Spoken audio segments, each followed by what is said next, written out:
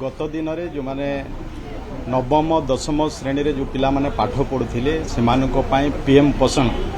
योजना रे सेमानको मध्याह्न भोजन देवार व्यवस्था नथिला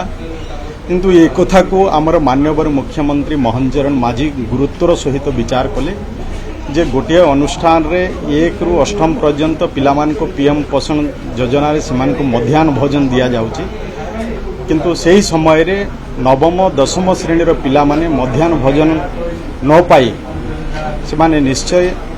दुखरे रहुतिले ए कथा को हृदयंगम करिसंते हमर माननीय मुख्यमंत्री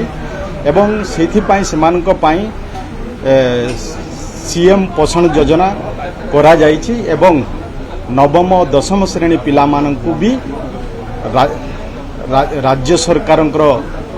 बजेट रु सेमानकु भी सीएम पोषण योजना रे अंतर्भुक्त करा जाय सेमानकु भी मध्याह्न भोजन देवार व्यवस्था आज आम सरकार रे करिसंते निश्चय एथिरे जो माने नवम दशम श्रेणी रे जो पिला माने पाठ पढ़ुथिले से माने मध्याह्न भोजन पाइला परे निश्चय से माने